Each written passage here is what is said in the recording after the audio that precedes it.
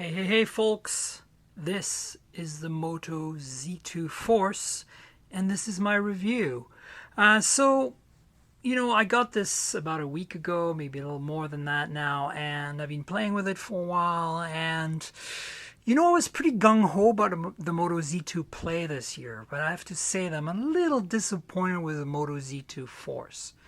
And let me kind of walk you through why and the pros and cons and what you should consider if you're shopping for a flagship, and in general, if you're looking for a phone that supports Moto mods.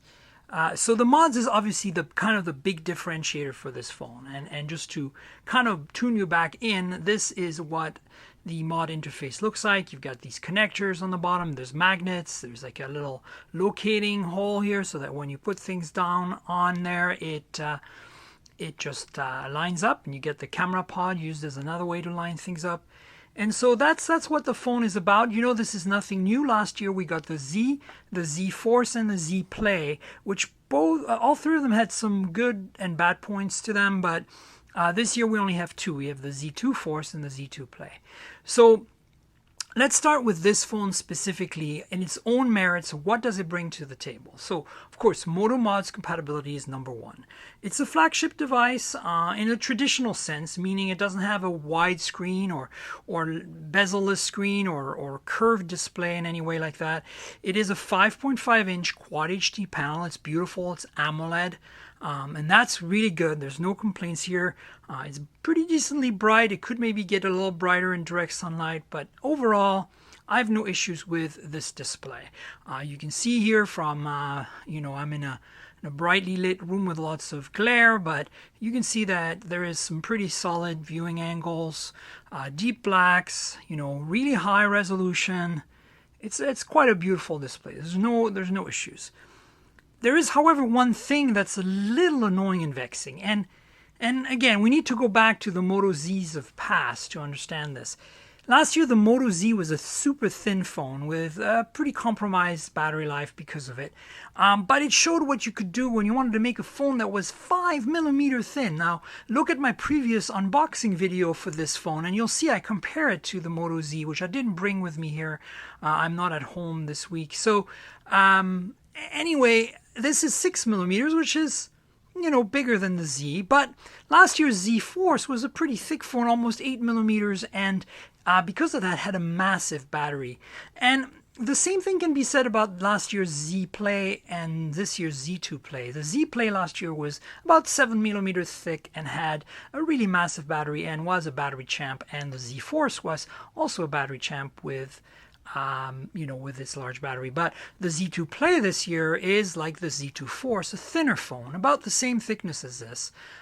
So they're svelte, they're sexy phones, but the battery size has taken a hit. Now, on the Z2 Play, it's not a huge deal because the Z2 Play still has a 3,000 milliamp hour battery, and with the Snapdragon 626, it still manages to get, reasonable battery life, maybe 80 to 90% of last year's. But this phone has a 2730 milliamp hour battery. That's really small to today's standards, despite having a Snapdragon 835 on board, which, as we know, is a very efficient chip. So battery life compared to last year's Z Force is not quite in the same league. And yes, it's better than last year's Moto Z, but basically you're losing one of the advantages of what made the Z Force so awesome last year, which was battery life. And part of the reason this battery is so so small, is that the phone is thinner. And more importantly, it keeps one of the features from the Moto Z Force from last year.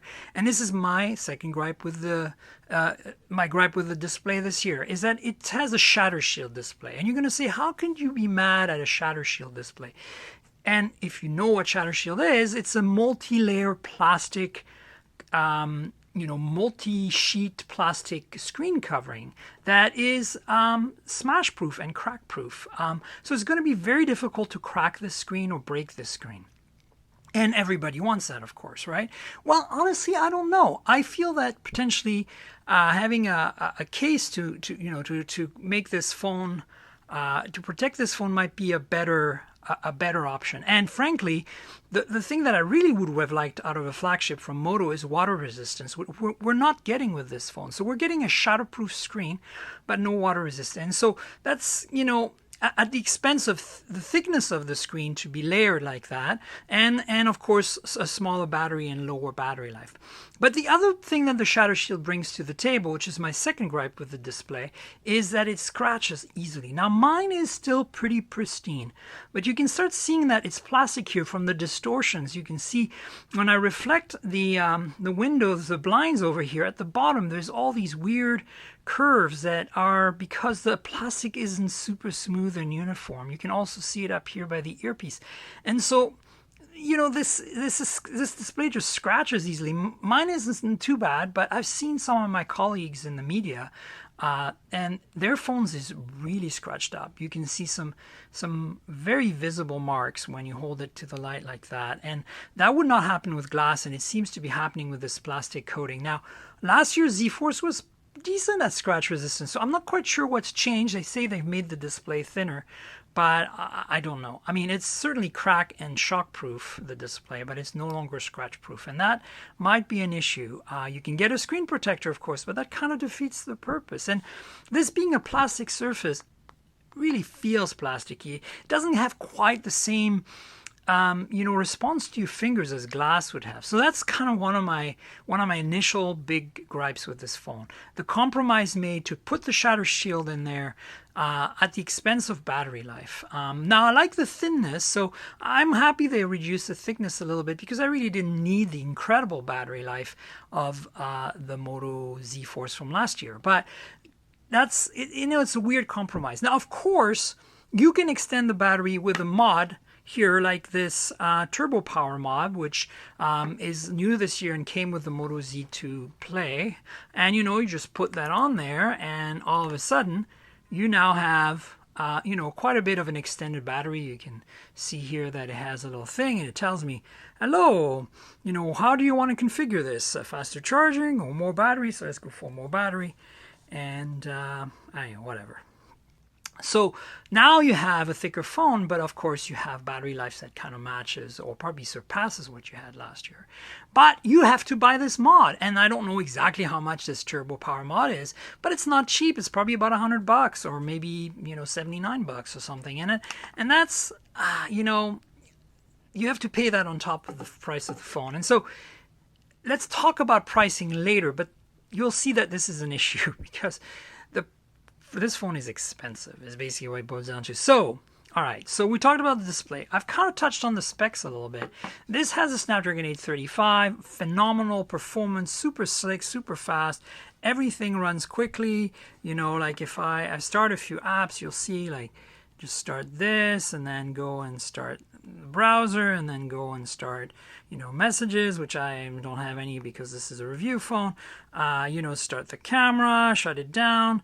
Let's see what else. Facebook, Twitter. Where's my Twitter? Hiding down here.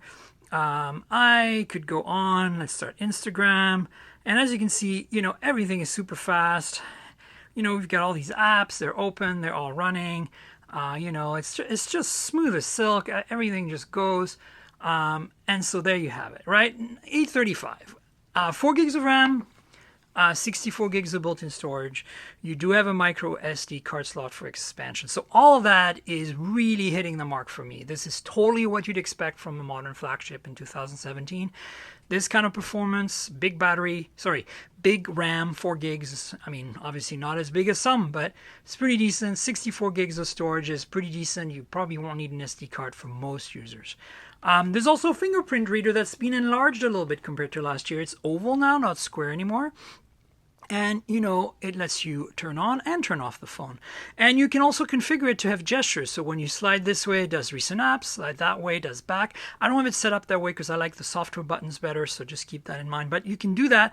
And that's something that was introduced with the G5 and G5 Plus and also is available on Z2 Play because it has this oval-shaped fingerprint reader.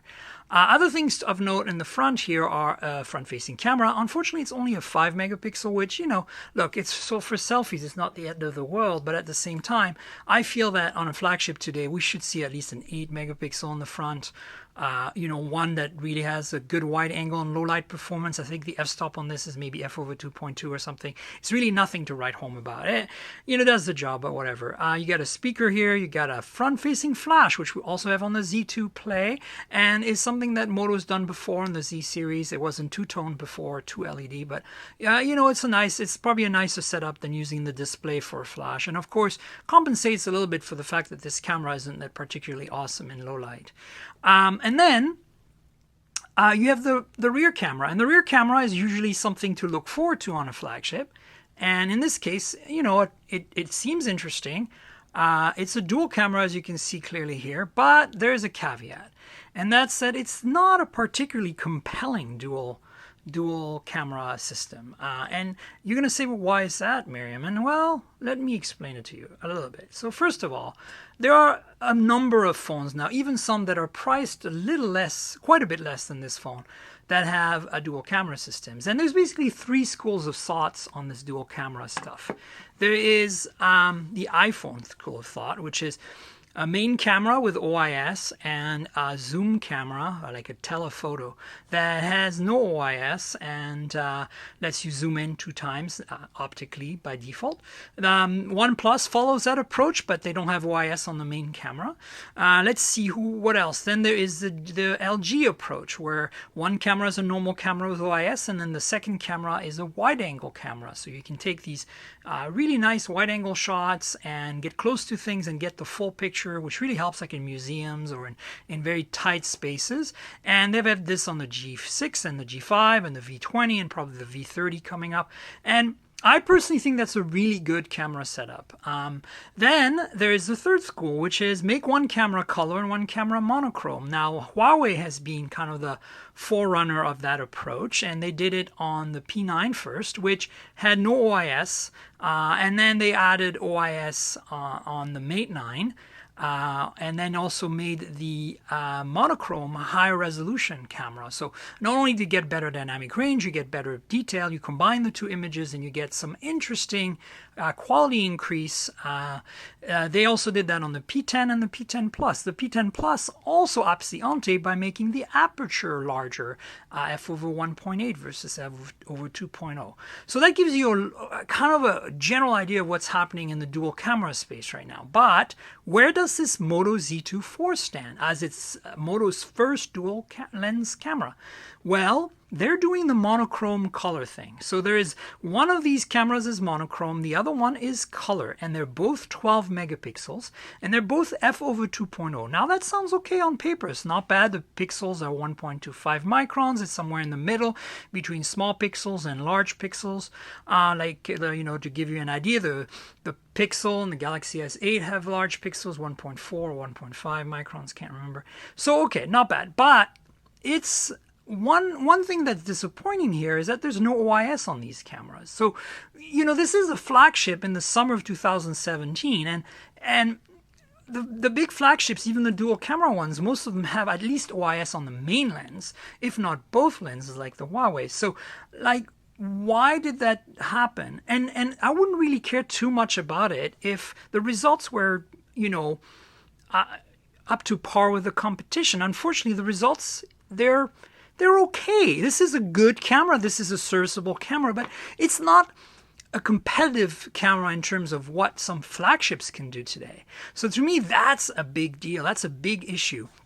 It doesn't kind of hit the mark enough, and the lack of OIS is the big issue. And the f-stop of a 2.0 is not bad, but consider this: the Moto Z Play has an f-stop of 1.7, and so does the G5 Plus, using similar 12 megapixel sensors with large pixels, actually larger pixels than this sensor. So, yes, you have a lot more horsepower with the Snapdragon 835 doing some clever image processing in the ISP here in this phone, but you're losing intrinsically, performance at the camera level in the hardware by having an f-stop of 2.0 and by having no OIS. So that's vexing to me, and honestly, I was expecting more from Moto, because last year's Z and Z Force were at least, at the time competitive. The Pixel really reset the bar, and then the Galaxy S8 also reset the bar again. So Now I think the U11, which I'm recording this video with, is probably the best camera phone on the market at this time.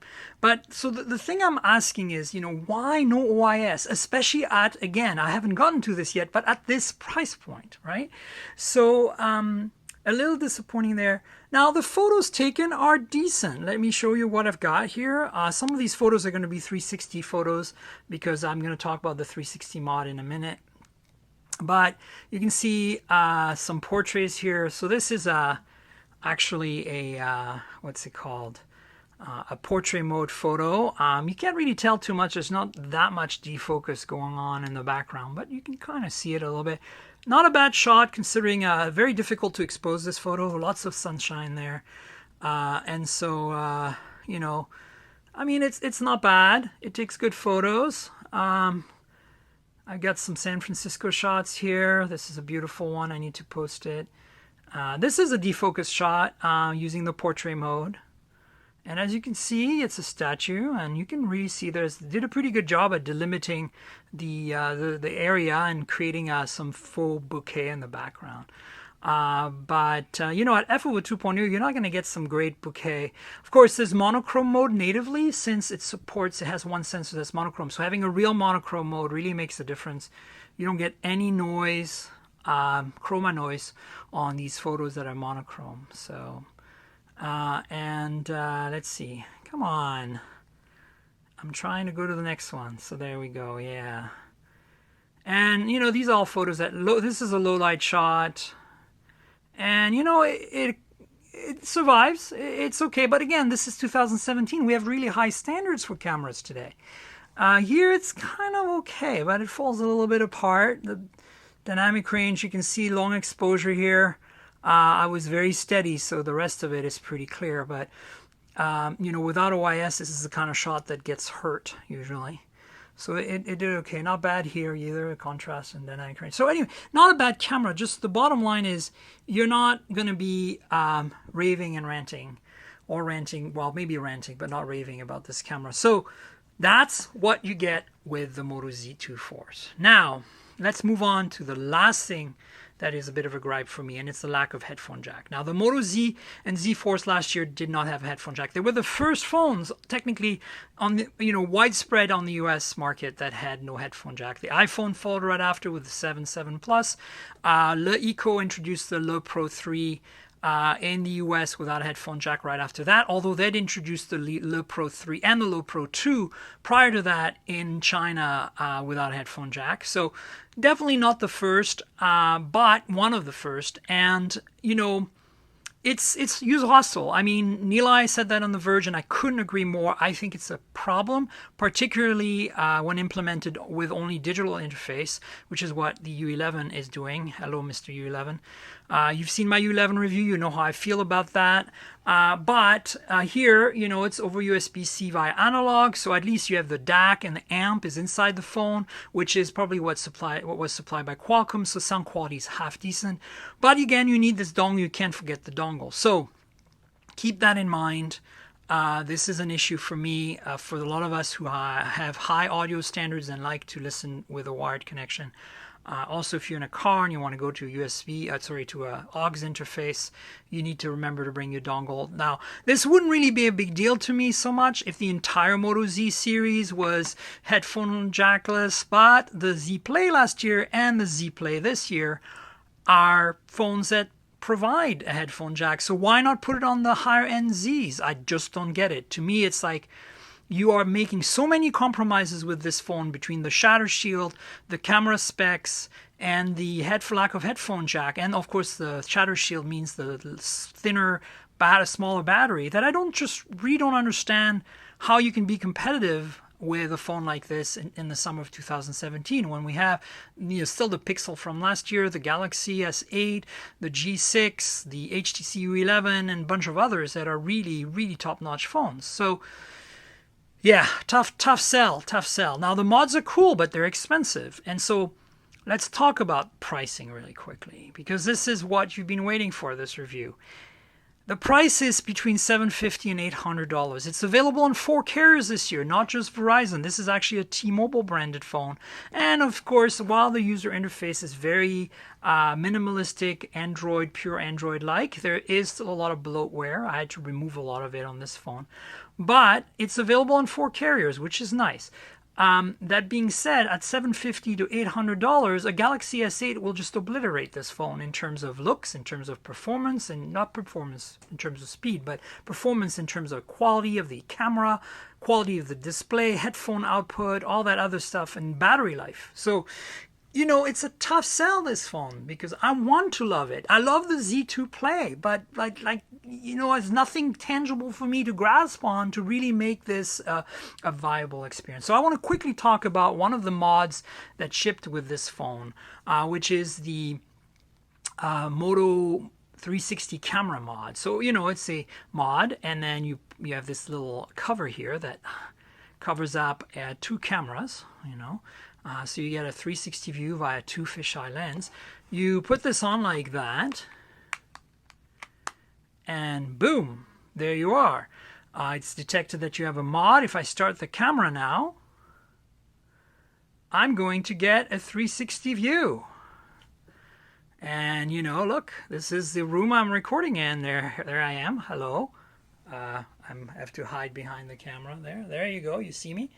And yeah, so cool. Let me show you some of the photos I've taken with this. This is a photo at my local supermarket, and if I go like this, I can kind of clearly navigate through. You can see there I am down there. I held it really high up with my pink hat that I wear when I drive my convertible, and there you go. And then, you know, I have more. Here's one I took at lunch. It's really kind of a cool one. So these are fun, right? But at the same time, here's one of the coffee shop in Portland near my place there. And as you can see, it's not bad. But the problem is that here at the edges, where the 2 cameras switch over, the stitching point, there's a lot of optical aberrations. And you know, it's clear. It's definitely probably as clear as, you know, clearer than some of the competition. If I zoom in here, you can see what I mean. Like the numbers here are very clear. Everything's pretty clear. But at the edges here, it starts falling apart. And I mean, it's typical of 360 cameras, but I feel that you know, it could be better. And I wouldn't really be so critical about this accessory if it wasn't $300. So if it was $79 to $99, most of the processing is done inside the phone, right? This is direct connected. There's a shutter button here, so you don't have to reach for the front shutter key. And there's no battery on this thing. It's just this camera. And this thing adds a little bit of thickness. I'm not quite sure why there's so much of it. But my understanding is image processing is done in the app. And so as such, I'm like, why is it $300? Now, it's, you know, 360 cameras are fun, but they're gimmicky. And at this price point, it doesn't make sense. I'd rather, you know, if it was $79 to $100, I'd pick it up as an impulse buy on my way out of the shop. But considering you might need a battery mod for this phone, it's kind of hard to swallow having to buy, you know, you probably won't want to have the budget to spend on another mod. I mean, here's a cool other mod, and that's the JBL mod for this year. It's a speaker mod, right? You know, there it is, right? I mean, but at the same time, it's, you know, again, it's do you want to spend that money when this speaker only works with your phone, and you could buy a Bluetooth speaker that probably would work on a bunch of different phones? That's the questions you have to ask yourself. So, you know, this was a bit long of a review, but I wanted you to get a feel and understanding for the Moto Z2 Force. It's a good phone, you know, but it's not a great phone. And in today's ultra-competitive, super high-end flagship world, it just doesn't cut it. I think if you need the mod ecosystem, or you like the mod ecosystem, do yourself a favor, save yourself $300, buy the Moto Z2 Play for $409 on Verizon, for example. Maybe it's a bit more, $500 on Unlocked, and that's a little harder to justify at $500, but it's almost as good. In fact, I have it right here. It's almost as good. It has a lower res display, but it's glass. It has a slightly bigger battery. It's pretty much the same thickness, as you can see. And, you know, you don't have to deal with the compromises. You have maybe you don't have a dual lens camera, but at least it's f/1.7. And then, you know, you have a headphone jack, right? Look at that. You have a headphone jack down here. So that's what I would think. I would say get the Z2 Play if you're considering a phone that supports Moto mods. They're both OLED, but you know, the Z2 Force is too compromised, and that's really my takeaway about this review. I want to quickly walk you through this phone's cosmetics so you can have a feel for what it looks like. There's nothing on the left. On the bottom you have the USB Type-C port, as you can see here. On the right hand side you have the power lock key and a volume rocker. And then on top here you have the SIM tray, which is also SD card, nano SIM SD card. And I showed you the camera pod earlier. It's got laser autofocus, phase detect autofocus, monochrome color cameras with dual LED color flashes, dual color, dual LED, and no OIS, as I said. Here's the Moto Mod stuff, and I showed you the front already. So I'm going to sign off. Please like this video or dislike it. I don't care, but I prefer you'd like it. And subscribe to the channel. And don't forget to subscribe to my podcast, the Mobile Tech Podcast, at mobiletechpodcast.com. And then, of course, follow me on Twitter at TNKGRL. And so, you know, like, subscribe, all that good stuff. And we'll catch you soon for another review. All right, cheers.